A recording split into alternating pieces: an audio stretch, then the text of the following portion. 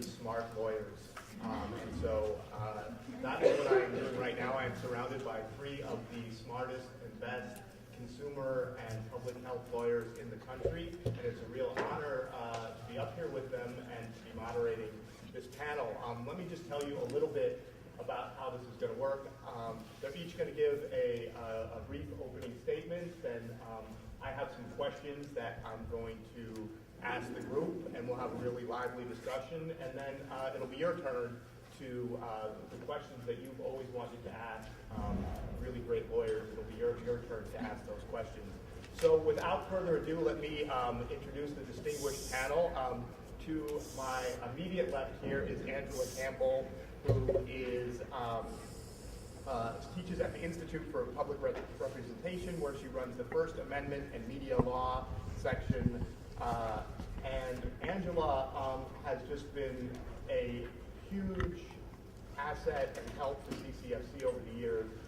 Her and her fellows and her law students have filed a number of complaints for us at the Federal Trade Commission, including our very successful complaint against Your Baby Can Read, including our complaint against Baby Einstein, which set in motion all of our successful advocacy against Baby Einstein, a number of other complaints. She's also served as an informal advisor and a sounding board for all of us, and has just been, we literally would not be here without Angela where we are today.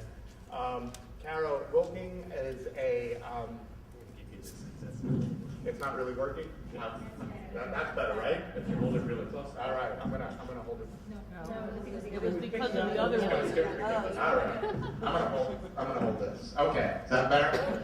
So Kara Wilking is a senior staff attorney at the Public Health Advocacy Institute here at Northeastern University here in Boston.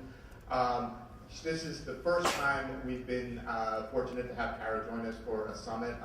We worked together closely for the first time over the summer when Kara filed a complaint against Merck because Merck was using cartoon characters from the movie Madagascar 2 in order to market Children's Clarity, over-the-counter drugs. They were using cartoon characters, and she filed this really wonderful complaint with the Federal Trade Commission that we were privileged and thrilled to sign on to.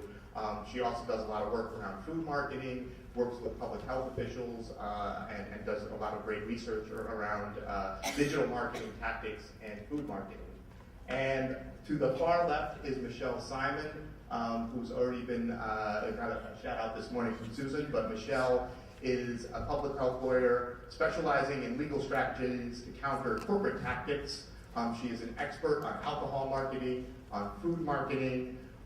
She is the author of the must-read book, Appetite for Profit, and the president of Eat, Drink, Politics. And she is literally, 80% of the time I have a strategic question, Michelle is the first person that I've talked to outside of the staff at CCFC, because she is just an amazing resource and a great strategist.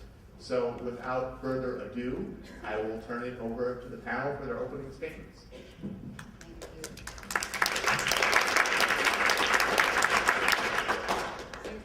Opening statements, that's what we say in court. You see red. So you start. Is red on the green? Can you hear me now? Okay, we're good. So, well, thanks for sticking out. It's really good to be among my own kind here, and you know, I could go on and on about Josh too. So, thank you. What I want to do is just kind of lay out three issues that I think are kind of what I think of as corporate propaganda, and help give you some talking points for how to respond. Okay, and then you know we're going to mix it up later. But you know the first important piece of propaganda related to the law is that the First Amendment is you know a complete barrier to doing anything in the form of regulating marketing to children. I refer to this as industry wrapping itself in the Constitution, right? No, we can't possibly regulate marketing children or stop, God forbid, marketing children because corporations allegedly have a free speech right to engage in this exploitative behavior. Well, it's not exactly true. You might be surprised to learn that the industry is actually lying about this particular aspect of the law. There is no free speech right to deceptive marketing. Okay, so let's just get that clear right off the bat. The First Amendment does protect advertising, but at a lower level than, say, political speech. I'm not going to get into all of it, but the point is there is no blanket rule when it comes to industry's ability to market to children. We absolutely can regulate it, particularly under this idea that there is no First Amendment right to deceptive advertising. Okay, got that out of the way. There are also consumer deception laws in every state. So the way I look at it is what's currently going on is completely already illegal. We just happen to be enforcing the laws. So I think that's also a convenient way to think about what's going on.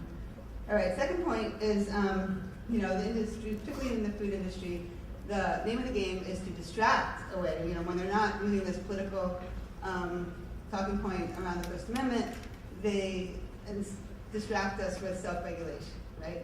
We don't need government regulation because food industry, and actually the industry in general, has this wonderful self-regulatory voluntary system in which they have placed their own guidelines out there that they allegedly follow. Well, you might have picked up by my tone in describing it that it's not exactly working, right? Otherwise we wouldn't all be here. If voluntary regulation, self-regulation was working, there'd be no reason to be complaining about what was going on.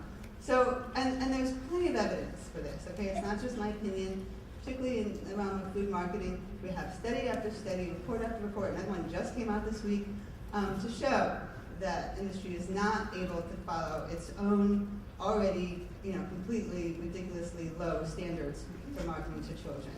And, happy to go into any more of this in the Q&A. And then the third talking point related to self-regulation is this idea that, again, we don't need to stop food marketing to children because the food industry's got it covered with healthy food marketing, right? And this is what I brought up earlier in the Q&A, and this is where there's this split among advocates. Some folks think it's a good idea to encourage allegedly healthy food marketing to children, and this is playing right into industry's game. Like McDonald's has got it covered by, shrinking the size of the French fry package in the Happy Meal and adding milk to the Happy Meal, or perhaps making milk the default, whatever the hell they announced last year or 2 years ago. But so this notion of the food industry is able to market healthy food to kids, this is a huge distraction away from actually regulating, applying the law, and we can absolutely do that even under current First Amendment jurisprudence, as we say as lawyers. So those are my 3 talking points to get one to. Thanks, Michelle. I over exampled myself here, so I'm going to talk a little bit about how, as a lawyer, I approach food marketing to children. And I guess I'm saying food marketing because a lot of my work focuses on marketing of food, but all of the things that I'll be talking about actually apply to marketing of any product. Because the whole purpose, the focus in a consumer protection analysis is not on what's being sold to the person, but how it's being sold. So if you're selling carrots to a child in a deceptive manner, it's still deceptive, even if the product is healthy. Okay, so that's just something to think about from a legal perspective in terms of the tactics. Get us to be thinking about the tactics that are being used as opposed to just marketing in general. And that's really important for figuring out how to make your voice heard and how to interact with regulators or folks in your state who might be interested in these issues in terms of calling out items to their attention that they might be able to do something about. And so the way that I think about this is marketing-based food marketing. I'm going to use the food just because that's what it's easiest for me to do, but really breaks into 3 categories in my mind. There's marketing of products intended to be eaten by children to adults. So the target are the parents. So that's where you're going to see most of your health claims. So things like immunity, keeps your kid focused. These are both examples of products that actually had regulatory action taken against them by folks in state government, and then I think it eventually went up the chain to the FTC in some cases. But that kind of marketing is typically, these are the easiest cases to bring because typically there's a bogus study that's being relied upon, or it's just so outrageous. I mean, saying that Jumbo Rice Krispies help your kid with immunity, with no factual substantiation, that as soon as this is sort of called out in the media, the companies just crumble. It's just, can get pretty quick results. But what's happened is that regulators, including the Federal Trade Commission, hold up these cases as examples of how they're protecting children from marketing. So if you look at cases, if someone has the FTC's section on their website about food marketing to children, with the exception of privacy steps that they've taken, the cases that they cite, in my mind, really are about marketing tactics that target parents as opposed to children. And so we've got to really keep the pressure on to say, you know, parents, we're worried about the kids. If that's what really motivates you. Deceptive claims to adults are also important, but we can't let regulators hold up actions that they've taken that are designed to appeal to adults under the guise of protecting children. So if we move into foods that are marketed to children, they break out into two categories. There's marketing tactics that target very young children that can't actually make the purchase for themselves, and they're designed to generate child purchase requests, so to have the kids ask their parents to purchase the product. And the most common tactics are use of spokes characters, and then toy premiums. So toy premiums after the age of 8 really fall off in popularity with children. So if you see a premium, a toy, you know that the market is 8 and under, okay? And these tactics are problematic for a number of reasons, but difficult under our current legal structure to really do something about, just speaking honestly. When you get into marketing that targets older kids, you have things like, or that we perceive to be targeting older kids or adults. You have things like contests, promotions, sweepstakes. This is race to win a family trip. And these kind of sweepstakes are being used more and more with very young children. And so you'll see in their official rules, open to 12 and under, 6 to 12. Eligibility to win is 6 to 12. This is becoming a more and more common tactic. They use the food packages to drive children to the website, and then you can enter to win. And typically there is some parental consent that's requested in this chain. The issue here is that sweepstakes are typically regulated under state law, and sweepstakes laws are designed to protect state lotteries. You can't require a purchase or some kind of money or consideration to get the chance to win a prize without converting yourself into an illegal lottery. That's why you see no purchase necessary. And so I think we need a radical rethink about these tactics used to market to children 8 and under, because I think, I'm not a child development specialist, but the kids under 8 can't understand no purchase necessary. They cannot understand the odds of winning. They don't understand that I don't need to physically have this cereal box in order to get a chance to win the prize. That is a very complex argument to try to make to a child in a food store. And if the target of the marketing can't understand that no purchase is necessary, you've got an illegal lottery. And so using these kind of tactics to target children more and more, really out of the sight of regulators in many cases. I mean, you bring this to people's attention like 12 and under, really?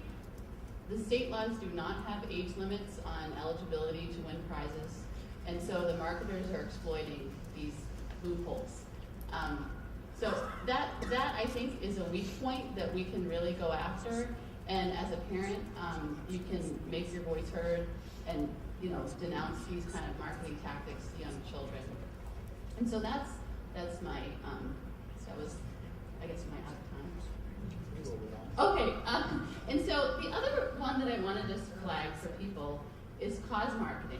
And so this is a Cookie Crisp box that has the Feeding America 5 meals for your local food bank, outnumber hunger.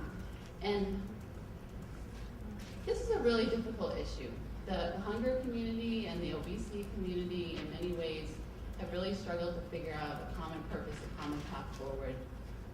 And I think that as people who care about public health,